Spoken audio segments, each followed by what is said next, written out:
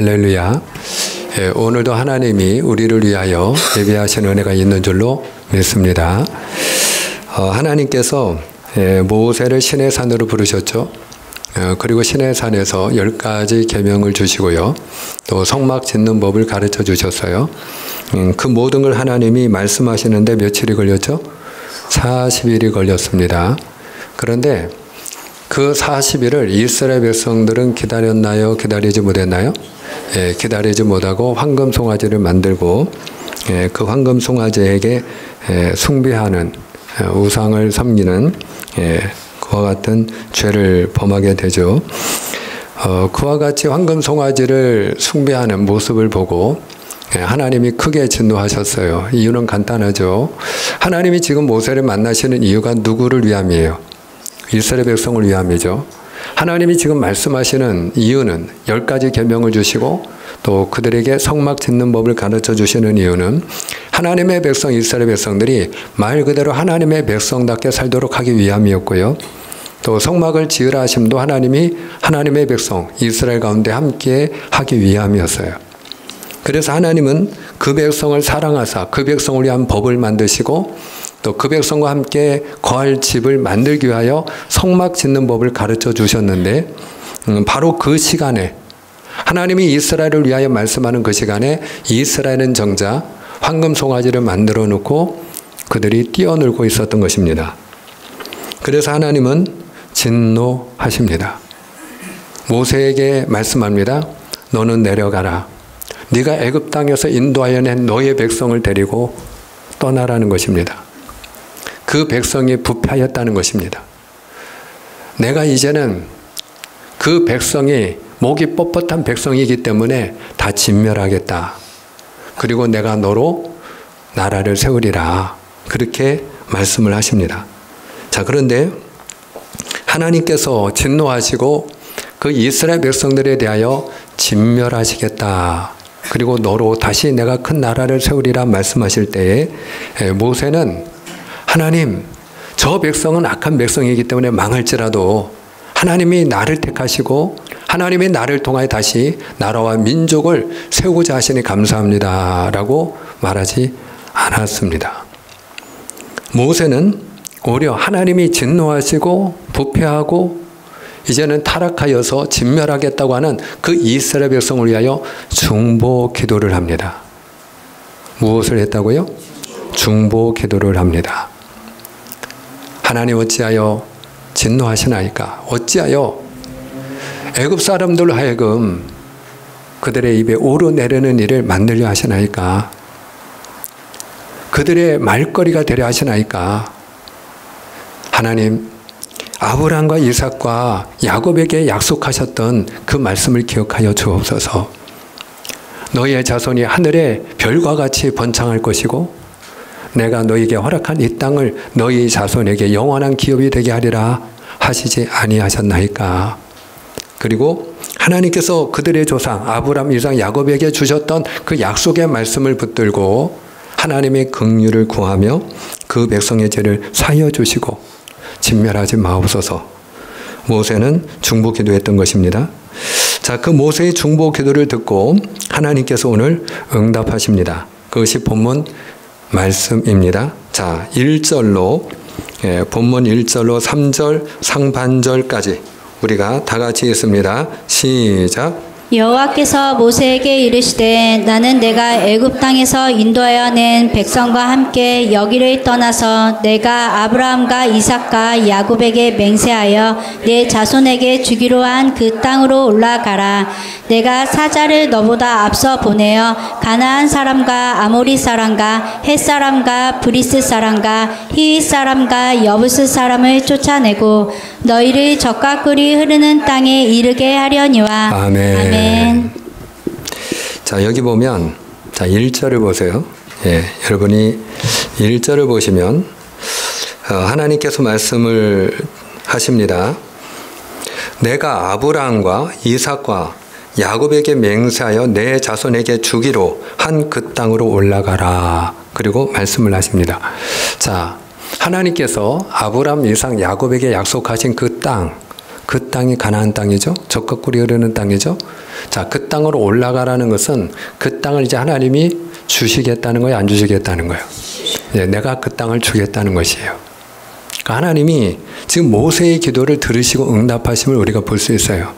하나님께서 진노하시고 그 백성을 내가 진멸하리라 말씀하셨지만, 그러나 모세가 그 백성을 위하여 중보하며 기도할 때 하나님께서 그 노를 거두시고 뜻을 돌이키시고, 그리고 하나님이 그 백성을 진멸하지 아니할 뿐만 아니라 아브라함과 이삭과 야곱은 다 믿음의 조상들이거든요.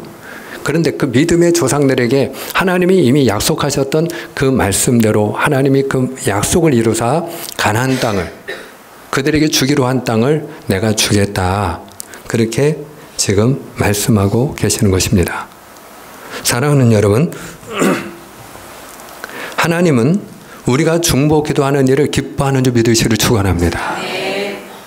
그래서 중보 기도자를 기뻐하세요. 우리가 소돔과 고모라를 하나님이 진멸하고자 할 때 그 소돔과 고모라를 위하여 중보 기도했던 한 사람을 기억하게 됩니다. 그가 누구인가요? 아브라함입니다. 아브라함. 하나님이 그 소돔과 고모라를 진멸하고자 하는 그 뜻을 알게 되었을 때 아브라함이 하나님 앞에 중보하며 그 소돔과 고모라를 위하여 기도하는 것이에요. 하나님, 만약에 그 소돔과 고모라 땅, 하나님이 진멸하고자 하는 그 땅에 의인 50이 있다면 어찌하려 하시나이까?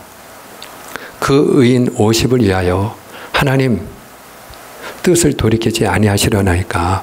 그들도 함께 멸하려 하시나이까? 그때 하나님께서 그 기도를 들으셔요. 내가 그 의인 50을 인하여 멸하지 아니하리라. 근데 그 기도를 마치기도 전에 아브라함이 마음에 불안한 마음이 듭니다. 하나님, 만약에 거기서 5명이 부족하면 어찌하려 하시나이까? 내가 그 45인을 인하여 멸하지 아니하리라. 하나님의 대답이 끝나기도 전에 아브라함이 다시 간청하죠. 하나님, 만약에 거기서 5명이 더 부족하면 어찌하려 하시나이까? 내가 그 의인 40을 인하여 멸하지 아니하리라. 그런데 아브라함이 여전히 불안합니다. 그래서 감히 하나님 앞에 아뢰옵나이다. 만약에 거기서 열이 더 부족하여 30의 의인이 있으면 어찌하려 하시나이까? 그들도 함께 멸하려 하시나이까? 아니, 너의 기도한 대로 내가 의인 30을 인하여 멸하지 않겠다. 아브라함이 여전히 마음이 놓이지 않습니다.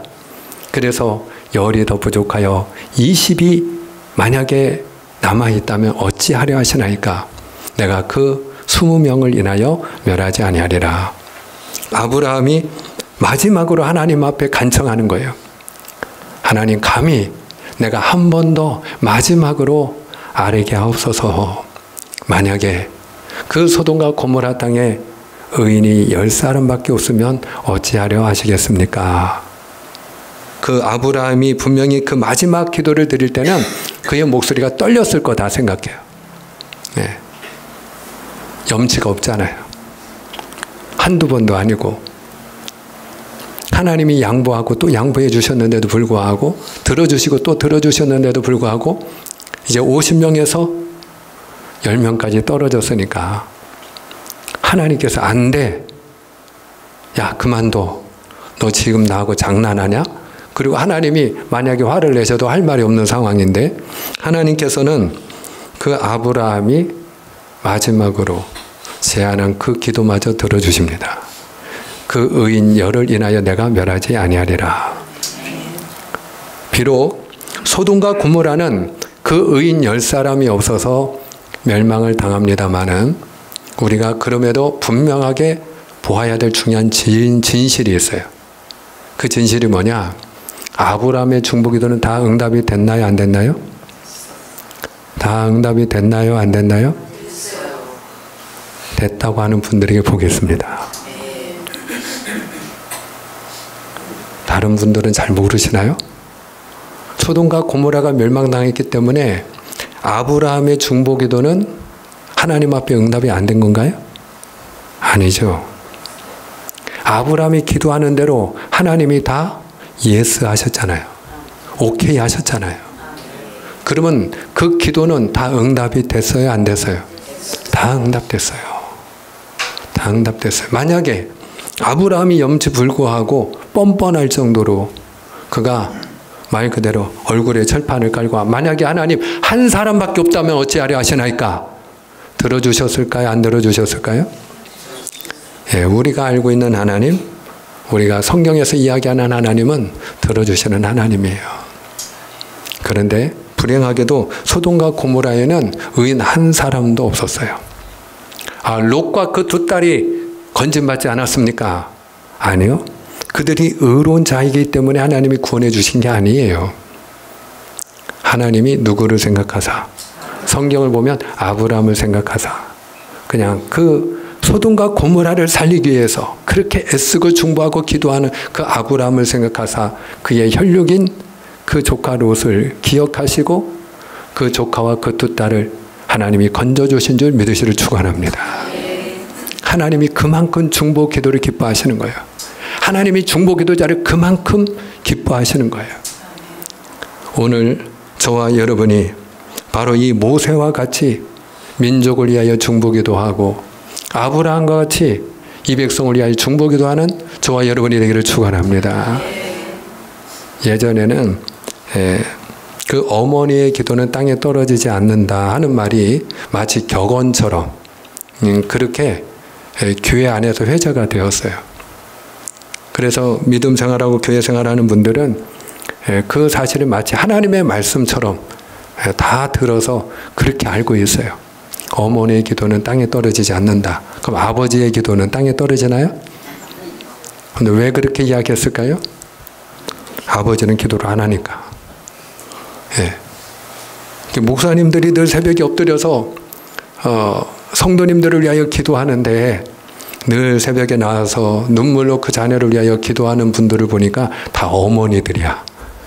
그러니까 아버지의 기도는 땅에 떨어지지 않습니다 할래도 우리가 흔히 구실이 없는 거예요.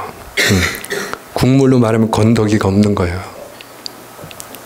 사랑하는 여러분, 부모의 기도가 땅에 떨어지지 않는 줄 믿으시길 바랍니다. 중요한 것은 우리가 중보하며 기도할 때 하나님이 들으신다는 믿음이 우리에게 있느냐는 것이죠. 그 믿음을 가지고 우리가 그 자녀들을 위하여 부모가 기도할 때 그 자녀가 잘 되는 줄을 믿습니다. 우리가 교회를 사랑하는 마음으로 하나님의 교회를 위하여 기도할 때 평안하여 든든히 서가는 교회가 되게 하여 주옵소서. 작지만 빌라델비아 교회같이 능력 있는 교회가 되게 하여 주옵소서. 우리가 교회를 위하여 중보하며 기도할 때 우리 교회가 그 기도대로 되는 줄 믿습니다. 우리가 이 민족도 마찬가지입니다. 단지 국회를 욕하고 정치인들을 비판하기 전에 내가 얼마나 이 나라와 이 민족을 위하여 정말로 평화로운 나라가 되기를 위하여 기도하고 번영하는 나라가 되기를 위하여 기도하고 일자리가 없는 이 나라가 일자리 걱정하지 않는 나라가 되기 위해서 얼마나 기도했는가를 돌아볼 필요가 있는 것이죠. 저는 오늘 젊은이 예배 때 우리 사랑하는 자녀들과 함께 예배를 드리고 하나님 앞에 우리가 기도를 하면서 우리가 예배를 마치고 우리 사랑하는 자녀들과 짧은 시간이지만 우리가 함께 합심하여 기도하는 시간을 제가 매주 가지고 있거든요. 그런데 그때도 정말로 우리가 일자리 걱정을 하지 않는 그런 대한민국이 될 수 있도록 기도하자. 공부를 열심히 하는 친구는 물론 수입을 좀 더 받을 수 있고 또 노력을 그만큼 하지 않은 친구는 수입을 적게 받을 수는 있겠지만 그러나 적어도 먹고 사는 거 걱정하지 않는 나라, 일자리 없어서 걱정하지 않는 나라. 그래서 저마다 내가 할 수 있는 일이 다 있어서 그렇게 우리가 평화롭게 살기 좋게 살아갈 수 있는 그런 대한민국, 그런 나라가 되기 위해서 함께 기도했어요. 우리가 얼마나 이 민족을 위하여 기도하고 있는가. 정말로 우리가 북한을 욕하기만 하고 김정은을 때려잡아야 될 대상으로만 우리가 비판하는 것이 아니라 남과 북이 함께 교류하고 하나가 되고 평화체제가 정착되고 그래서 백두에서 한라까지 복음화가 되어지고 저 어둠의 정권에 사로잡혀 있는 저 북녘 땅에도 하나님의 은혜의 빛이 비추이는 땅이 되어져서 온 땅에 하나님의 교회가 세워지고 저 북녘 땅에서도 찬송이 울려 퍼지게 하여 주옵소서. 우리가 중보하며 기도할 때 될 줄로 믿습니다. 우리 교회부터 기도하고 한국 교회가 이민족을 위하여 함께 모일 때마다 기도할 때 그 중보 기도하는 대로 하나님이 이루시는 줄을 믿습니다. 문재인 대통령 한 사람이 노력한다고 되는 게 아니죠. 정치인들이 단지 마음을 모은다고 되나요? 그러면 우리 온 국민이 마음을 하나로 묶어서 염원하면 정말로 남과 북이 평화통일이 이루어지나요? 아닙니다. 하나님이 도우셔야 될 줄 믿습니다. 하나님이 도우시면 되는 것입니다. 그래서 오늘 모세가 중보 기도할 때 이스라엘 백성들을 향하여 하나님이 처음에 진노하고 진멸하고자 하는 뜻을 돌이키시고 그 백성을 하나님이 오히려 어디로 인도하시겠다고 약속하고 계십니까? 젖과 꿀이 흐르는 땅으로 내가 인도하리라. 내 사자를 앞서 보내리라. 너는 올라가라. 그렇게 말씀을 하십니다. 중보 기도하면 응답이 있습니다. 그런데 하나님이 실망한 건 어찌할 수가 없는 거예요. 모세가 기도한 것처럼 그 모세의 기도를 하나님이 들으시고 하나님이 그 백성을 진멸하지 아니하시고 아브라함과 이삭과 야곱에게 약속한 대로 그 땅 가나안 땅으로 들어가게 허락은 하시지만 그러나 거기까지 하나님이 너무 실망스러웠던 거예요. 내가 이스라엘을 위하여 이 백성을 위하여 그들이 하나님의 백성답게 살아갈 10가지 법을 주고 내가 그들 가운데 살고 싶어서 성막 지을 집을 알려주는 그 시간에 황금으로 송아지를 만들어 우상을 섬겼다는 것이 도저히 용납되지 않는 거예요. 너무 실망스러운 거예요. 그래서 하나님이 이렇게 말씀하십니다. 자, 우리가 3절을 다시 보시기 바랍니다. 자, 우리가 3절 한 번 더 있습니다. 시작. 너희를 젖과 꿀이 흐르는 땅에 이르게 하려니와 나는 너희와 함께 올라가지 아니하리니 너희는 목이 곧은 백성인즉 내가 길에서 너희를 진멸할까 염려함이니라 하시니. 아멘. 내가 너희와 함께 올라가지 아니하리니 나는 올라가지 않겠다 하는 것이에요. 그 젖과 꿀이 흐르는 땅, 모든 것이 풍성한 땅, 부족함이 없는 땅, 가나안, 거기 가서 살라는 거예요. 그냥 부족함 없이 살라는 것이에요. 너희가 광야를 지나가면서 이 광야 생활을 하면서 너희가 애굽을 그리워하고 그때 먹던 음식을 그리워하면서 이 먹을 것이 아무것도 없는 이 땅에서 내가 너희에게 만나와 메추라기를 주었지만 그것 때문에 감사하기보다는 우리가 애굽에서 먹던 파와 부추와 마늘과 외와 수박과 각종 음식들을 생각하면서 왜 그것은 주시지 아니하느냐고 원망하고 불평하는 그 백성들, 너희들이 먹고 싶은 거 가서 다 먹으라는 거예요. 거기 다 있다는 거예요. 거기는 젖과 꿀이 있다는 거예요.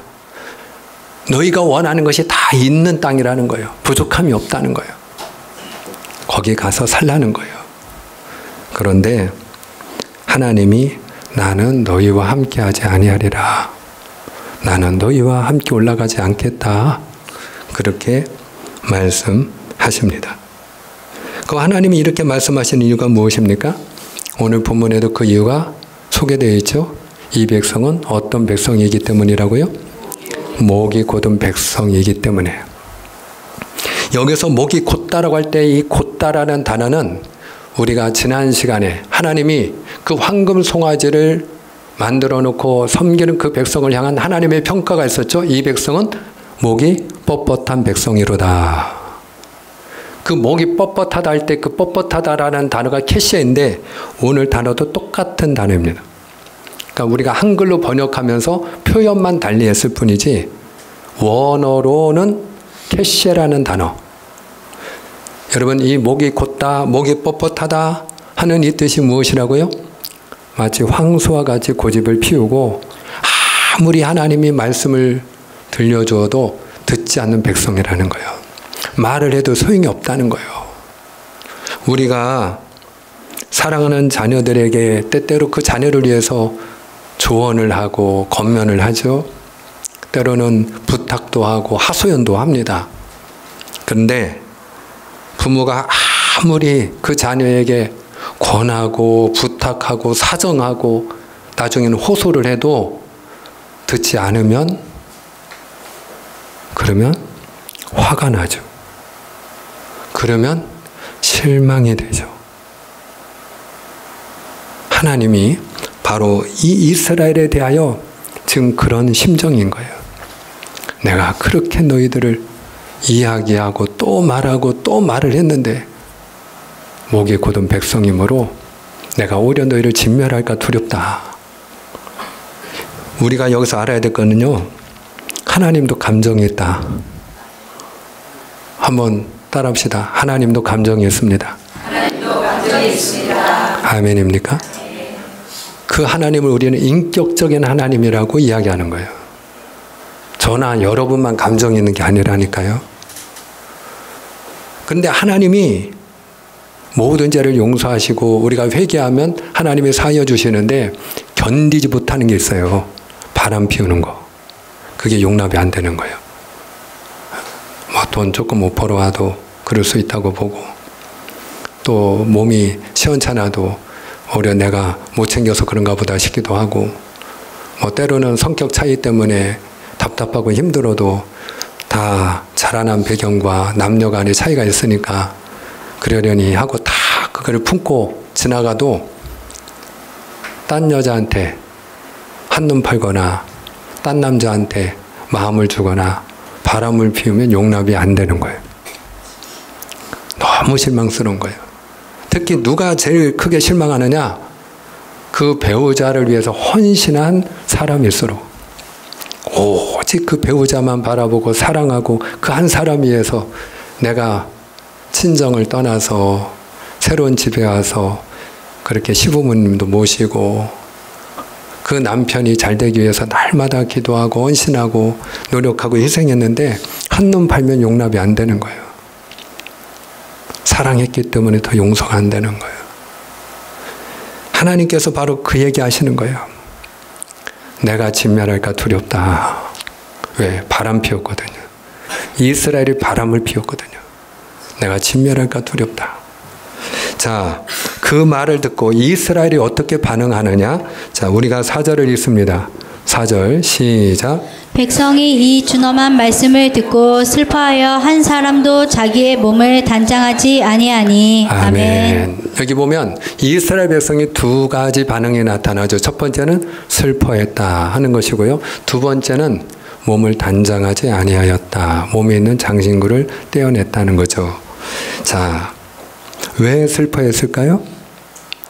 하나님이 그들에게 분명히 그들을 진멸하지 아니하시고요. 그리고 그들에게 젖과 꿀이 흐르는 땅을 주겠다고 하셨어요. 그 젖과 꿀이 흐르는 땅, 가나안 땅은 부족함이 없는 땅이에요. 풍요의 땅이에요. 모든 것이 있는 땅이에요. 그런데 그들은 슬펐어요. 그들이 무엇을 알았기 때문이냐? 하나님이 함께하지 않는 가나안은 아무런 의미도 없다.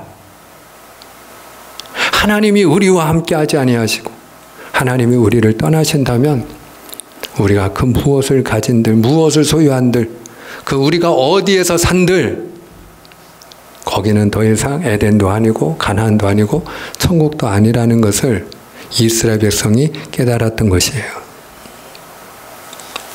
사랑하는 여러분, 우리가 예수님을 믿는 목적은 죽어서 천국 가기 위함인 줄 믿으시길 바랍니다. 이것은 유치한 이야기가 아니에요. 하나님이 우리에게 들려주신 너무나도 우리에게는 복음과 같은 기쁜 소식이에요. 할렐루야. 천국과 지옥이 있는 줄 믿으시길 바랍니다. 왜 예수님이 십자가에서 죽기까지 피 흘리시기까지 하셨을까요? 천국과 지옥이 있기 때문입니다. 우리가 지옥에 떨어지면 안 되기 때문이고요. 우리를 천국으로 들여보내기 위함이었기 때문이에요. 할렐루야. 자, 그런데 우리가 그 들어가는 천국, 그 천국에 부족함이 있을까요? 없는 게 있을까요? 우리가 먹고 싶은 건 마음껏 먹을 수 있을 것이고요. 누리고 싶은 건 마음껏 누릴 수 있을 것이고요. 오늘 이렇게 강단 미아팀에서 예쁜 철쭉과 화분을 또 올려놓으셔갖고 강단이 완전히 꽃밭이 됐어요. 제가 이렇게 보면서 봄이 왔구나. 봄이 왔다. 정말 꽃의 계절이에요.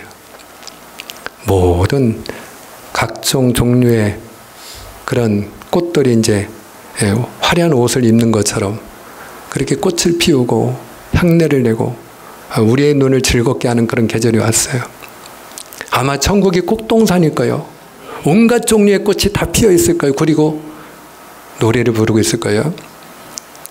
그리고 그 천국의 금이 귀할까요? 다 길바닥도 금길일 거예요. 그런데 하나님이 안 계시다면요. 우리가 그 천국에 들어가서 없는 게 없고 모든 것이 다 있고 부족함이 없는데 바로 그곳에 하나님이 계시지 않으면 그곳은 더 이상 천국이 아닙니다. 우리가 천국이라는 표현보다 더 정확한 표현이 하나님의 나라예요. 왜 그런지 아세요? 단지 하늘에 있는 나라, 그 천국이 아니라요. 하나님이 다스리시고 하나님이 함께 하시는 나라. 그것이 바로 천국이기 때문에 그래요. 할렐루야. 하나님이 계시지 아니하면 그것은 더 이상 천국이 아니에요. 우리가 모든 것을 가지고 소유하고 누리고 있다 할지라도 하나님이 내 마음에 계시지 아니하면, 하나님이 우리 가정에 함께하지 아니하면 그러면 우리 마음은 더 이상 천국이 아니고요. 우리 가정도 더 이상 천국이 될 수 없어요. 돈이 없어서가 아니에요. 몸이 아파서가 아니에요. 자녀가 속을 썩여서가 아니에요. 하는 일이 내 계획대로 안 돼서가 아니에요. 자꾸 일이 얽히고 설켜서가 아니에요. 문제가 태산같이 몰려와서가 아니에요. 하나님이 우리와 함께하지 아니하시면 그것이 천국이 될 수 없어요. 그러나 이 모든 것이 부족해도요, 하나님이 나와 함께 하시면 행복한 줄 믿습니다. 기쁜 줄을 믿습니다. 근심이 없는 줄 믿습니다. 감사가 넘치는 줄을 믿습니다. 마음이 천국인 것입니다. 마음에 평안함이 있는 것이에요. 하나님이 함께하는 것이 천국이에요. 그래서 하나님이 함께하지 않는다는 말 때문에 슬펐어요. 두 번째로 그들이 단장하지 아니하니라 그랬어요. 이 단장하지 않았다는 것은 그들이 회개했다는 얘기예요. 하나님 우리가 잘못했어요. 용서해 주세요. 그리고 회개를 했다는 얘기예요. 이스라엘 백성들이 하나님 앞에 회개할 때는 옷을 찢음으로 그 마음을 찢는 자기들의 그 회개하는 마음을 표현하기도 하고요. 잿더미에서 죄를 뒤집어 쓰고 하나님 앞에 내가 부정한 죄인임을 고백하며 회개하기도 하고요. 또 다른 방법이 하나 있는데 그것이 단장하지 않는 것입니다. 꾸미지 않는 것이에요. 야곱이 형 에서를 속이고 그 장자의 축복권을 대신 도둑질한 다음에 그가 집을 떠나서 외삼촌 라반의 집에서 20년 동안 머물게 되죠. 그 나그네 생활을 마치고 그가 이제 하나님의 축복을 받고 부자가 돼서 그가 고향으로 돌아오게 됩니다. 자, 그런데 그가 고향으로 돌아올 때 하나님이 이제 그 4명의 아내와 12 아들과 함께 딸 하나를 주셨어요. 디나라고 하는 딸인데요. 그런데 야곱이 하나님이 자기를 만나 주셨던 베델로 올라가야 되는데 세겜이라는 곳에 와보니까 목초지가 너무나도 좋은 거예요. 그냥 풀어놓으면 다 알아서 먹고 자라나게 됐어. 크게 됐어. 돈이 보이는 거예요. 한마디로 돈이 되겠다. 여기에 머물면 돈이 좀 되겠다. 내가 말 그대로 노력하지 않아도 힘쓰지 않아도 그래도 다 먹고 잘 크고 새끼 날 수 있는 목초지가 있는 거예요. 푸른 초장이에요. 그 세겜에 머물게 되죠. 근데 그 세겜 땅에 머물러 있을 때 그 하나밖에 없는 딸이 성폭행을 당해요. 그 사실을 오라버니들이 알고 난리가 났어요. 하나밖에 없는 여동생을 건드려 놨으니 그 형제들이 가만히 있겠냐고요. 그래가지고 그 세겜 그 추장의 아들 가해자죠. 가해자. 법정인 용어로 가해자. 가해자가 제가 정말로 사랑하는데요. 그때는 제가 실수를 했지만 제가 결혼하고 싶어요. 그러니까 잘 됐다 그러고 너가 그러면 할례를 행해야 된다. 그리고 너네 족속, 너네 그 불황 마을에 사는 남자들은 다 할례를 행해라. 그러면 우리가 우리의 여동생을 너에게 아내로 주겠다. 그러니까 그거 왜 못하겠느냐. 그리고 할례를 했어요. 할례를 행하니까 움직일 수가 없어요. 그때 다 가서 그냥 다 쳐 죽였어요. 그 남자 형제들이 다 살육했어요. 그때 야곱이 두려워서 잠을 이루지 못하고 벌벌 떨기 시작하는 거예요. 왜? 보복이 두려운 거예요. 보복이. 한 마을을 완전히 초토화시켰으니까 당시에 그 부족과 동맹을 맺고 다 혈연 관계를 맺고 있는 그 주변 부족이 가만두겠냐고요. 야곱의 일가는 그 수가 아무리 많다고 해도 그냥 한 일가일 뿐인데, 그러니까 이제는 죽었구나. 그리고 보복이 두려워서 잠을 이루지 못할 때 하나님이 말씀을 주셔요. 야곱아, 야곱아, 내가 너를 만났던 베델로 올라가라. 내가 너를 만났던 그 베델에서 제단을 쌓아라. 자, 그때에 야곱이 어떻게 했는가? 우리가 창세기 35장 3절과 4절이에요. 다 같이 읽습니다. 우리가 시작. 우리가 일어나 베델로 올라가자. 내 환난당에 내가 응답하시며 내가 가는 길에서 나와 함께 하신 하나님께 내가 거기서 제단을 쌓으려 하노라 하매, 그들이 자기 손에 있는 모든 이방 신상들과 자기 귀에 있는 귀고리들을 야곱에게 주는지라. 야곱이 그것들을 세겜 근처 상수리 나무 아래에 묻고. 아멘. 자, 3절을 보시면 누구에게 제단을 쌓겠다고 말씀합니까? 그 앞에 내가 가는 길에 함께 하셨던 하나님. 할렐루야. 지금까지 나와 함께 하신 하나님께 내가 제단을 쌓으려 하노라. 그래서 야곱이 어떤 명령을 내립니까? 우리가 가지고 있는, 너희 몸에 품고 있는, 특히 야곱이 가장 사랑했던 그 4명의 여인 가운데 하나가 라헬이잖아요. 근데 그 라헬도 그 품속에 뭘 품고 있어요? 자기 아버지 집에, 그 집을 지킨다고 생각했던 드라빔. 그 드라빔 품고 있었거든. 그것 때문에 죽을 뻔했던 거거든. 그 모든 이방 신상을 버리고, 그리고 거기서 끝났나요? 4절을 보면 무엇을 또 버렸어요? 무엇을 버렸어요? 귀고리. 한마디로 장신구의 장신구. 몸에 붙어있는 장신구를 다 떼어내서 그걸 어떻게 했다고요? 땅에 묻었어요. 버렸어요. 왜 그랬냐? 여러분, 장신구를 떼어내는 건 하나의 회개의 표현이에요. 그래서 이 야곱과 야곱의 집안에 속한 모든 사람들이 하나님의 말씀대로 베델로 올라가지 않고 한눈 팔아 이제는 돈 된다고 생각하고 머물러 있던 그 세겜, 그곳에 머물러 하나님이 원하는 곳에 가서, 베델은 말 그대로 하나님의 집이거든요. 그 하나님의 집에서 예배하지 않은 걸 회개하는 표현으로다가 장신구를 다 떼어내고 땅에 묻었던 것이에요. 자, 이스라엘이 이와 같이 회개를 하고 장신구를 떼어냈을 때, 그때 하나님이 한 번 더 못을 받고 이야기하는 게 있습니다. 5절입니다. 본문 5절. 자, 오늘 5절 말씀 중요합니다.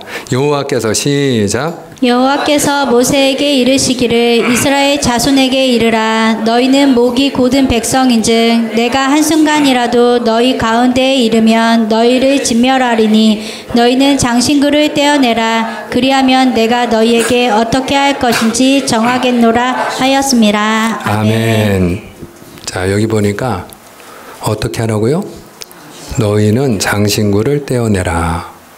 따라합니다. 너희는 장신구를 떼어내라. 너희는 장신구를 떼어내라. 너희는 장신구를 떼어내라. 너희는 장신구를 떼어내라. 아멘입니까? 그러면 왜 하나님이 한 번 더 못을 박으셨을까? 이스라엘이 단장하지 아니하니라 그랬잖아요. 그럼에도 불구하고 왜 하나님이 너희가 그러면 장신구를 떼어내라. 그리하면 내가 한번 생각해 보마. 이렇게 말씀하시는 거예요. 그러면 내가 한번 다시 생각해 볼게. 왜 하나님은 장신구를 떼어내라고 하시는 것일까? 우리가 세 가지를 여기서 생각할 수가 있어요. 첫 번째는 뭐냐? 다시는 우상을 섬기지 말라는 뜻이에요. 할렐루야. 다시는 우상 섬기지 말아라.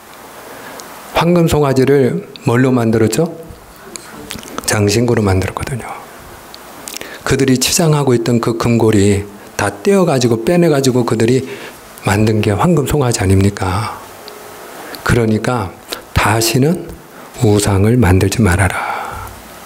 내가 아닌 다른 것을 의지하거나 다른 것을 사랑하는 짓 이제는 하지 마라. 말씀하시는 거예요.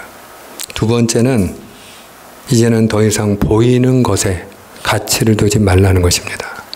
보이는 것에 가치를 두지 말라. 자, 하나님은 보여요, 안 보여요? 하나님은 보이는 분이 아니거든요. 근데 그들이 왜 황금 송아지를 만들었어요? 예, 말 그대로 하나님이 보이지 않기 때문에 보이는 하나님을 섬기기 위해서요. 이유는 보여야 믿을 수 있고, 그리고 보이는 것에 우리가 가치를 두는 경향이 있기 때문에 그래요. 당장 우리 눈에 보이는 게 있으면 우리는 거기로 달려간다니까요. 그래서 우상 숭배하게 된 것이기 때문에 하나님께서는 보이는 것에 더 이상 가치를 두지 말아라. 실제로 우리 몸에서 중요한 심장은 눈에 안 보이잖아요. 믿음이 눈에 보이나요? 우리가 사랑 없이 살아갈 수 있나요? 그냥 두 남녀가 만나면 살아가지는 거예요? 우리가 하나님의 교회 안에서 우리가 함께 주님의 이름으로 모여서 예배를 드릴 때 성도 간의 사랑이 없이, 저와 여러분 간의 사랑의 교제가 없이 우리가 함께 모여 예배를 드릴 수가 있을까요? 그 사랑은 눈에 보이는 것인가요? 소망은요? 우리가 가지는 꿈과 소망은요? 하늘나라를 바라보는 그 소망은요? 보이는 건가요? 아니에요. 하나님이 장신구를 떼어내라 하시면요, 더 이상 보이는 것에 가치를 두지 말라는 것입니다. 세 번째로 하나님께서 장신구를 떼어내라 하시면요, 더 이상 너희를 위하여 살지 말고 하나님을 위하여 사는 인생이 되라 하는 것입니다. 왜 그럴까요? 그들이 황금 송아지를 만들 때 우리를 위하여 우리를 인도할 신을 만들라 그랬거든요. 누구를 위해서 신을 만들라고요? 우리를 위하여. 그래요. 우리가 우리를 위해서 사는 인생이 되면요, 그러면 우리가 하나님을 섬기는 것이 아니고요, 우상을 섬기는 삶이 되는 거예요. 그가 어떤 황금 송아지가 될 수도 있지만요, 돈이 될 수도 있고요, 쾌락이 될 수도 있고요, 건강이 될 수도 있고요, 우리 자신이 될 수도 있어요. 그래서 사도 바울은 너희가 먹든지 마시든지 무엇을 하든지 다 하나님의 영광을 위하여 할지어다 말씀하고 있고요, 살아도 주를 위하여 죽어도 주를 위하여 죽어야 될 것을 우리에게 가르치고 있어요.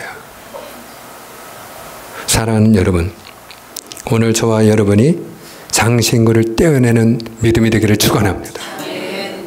오늘 우리가 더 이상 하나님이 아닌 다른 것을 의지하거나 사랑하는 우상을 섬기는 자가 되지 않기를 축원하고, 눈에 보이는 것에 우리가 불나방처럼 달려드는 어리석은 자가 되지 않기를 축원하고, 그리고 단지 우리 자신을 위하여, 우리가 일시적으로 있다가 없어질 우리 인생을 위하여, 우리의 썩어질 육신을 위하여 사는 인생이 아니라 하나님을 위하여 사는 자가 되어지를 축복합니다. 자, 이스라엘 백성이 6절에 어떻게 했습니까? 6절. 자, 다 같이 읽습니다. 시작. 이스라엘 자손이 호렙산에서부터 그들의 장신구를 떼어내니라. 아멘. 그 결과를 보자고요. 자, 장신구를 떼어냈다는 게 무슨 뜻이라고요? 더 이상 우리가 우상을 섬기지 않겠습니다. 우리가 더 이상 보이는 것에 현혹되어서 보이는 것에 최고의 가치를 두고 달려가지 않겠습니다. 더 이상 우리 자신을 위하여 살지 않겠습니다. 이제는 우리가 하나님을 위하여, 하나님의 영광을 위한 백성이 되겠습니다. 그리고 그들이 장신구를 떼어냈을 때 하나님이 그들에게 화답을 하십니다. 자, 33장 14절입니다. 출애굽기 33장 14절. 다 같이 시작. 여호와께서 이르시되 내가 친히 가리라. 내가 너를 쉬게 하리라. 아멘. 한 번 더 우리가 큰 소리로 믿음으로 우리가 선포하면 좋겠습니다. 자, 여호와께서 시작. 여호와께서 이르시되 내가 친히 가리라. 내가 너를 쉬게 하리라. 아멘. 여호와께서 이르시되 내가 친히 가리라. 너무나도 감격스러운 말씀이에요. 내가 너와 함께 하리라. 내가 너와 함께 올라가리라. 여러분, 그때 하나님이 주시는 게 뭐예요? 여기 보니까 내가 너를 쉬게 하리라 그랬어요. 왜 그랬을까요? 이 쉬게 한다는 말이 왜 여기서 갑자기 생뚱맞게 튀어나올까요? 이유는 간단해요. 우리가 하나님이 함께 하지 않는다는 건요, 너무나도 두려운 일이에요. 왜 그럴까요? 하나님이 우리와 함께 하신다는 것은요, 하나님의 보호하심을 의미하는 것이고요, 하나님의 인도하심을 의미하는 것이고요, 그리고 하나님이 우리와 함께 하신다는 것은 하나님이 우리에게 주시는 안식을 누린다는 거예요. 할렐루야. 다윗이 유명한 신앙 고백을 하나 있죠. 시편 23편에 보면 내가 사망의 음침한 골짜기로 다닐지라도 해를 두려워하지 않을 것은 주께서 나와 함께 하심이라. 주의 지팡이와 막대기가 나를 안위하시나이다. 지팡이와 막대기. 지팡이는 목자가 웅덩이에 빠진 양을 건져낼 때 쓰고요. 막대기는 몽둥이에요. 일이라든지 야생동물들이 그 양을 잡아먹으려고 달려들면 몽둥이로 때려잡는 거예요.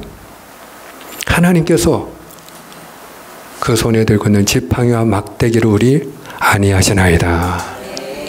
하나님이 함께 하시기 때문에 지팡이를 잡고 우리를 인도하시고 몽둥이를 가지고 우리의 대적을 물리쳐 주시는 하나님이 우리와 함께 하시기 때문에 내가 두려워하지 아니하리로다. 오늘 하나님께서 장신구를 떼어낸 이스라엘을 향한 화답, 내가 친히 가리라. 내가 친히 가리라. 오늘 그 하나님이 저와 여러분과 늘 함께 가는 은혜가 있기를 축복합니다. 기도하겠습니다.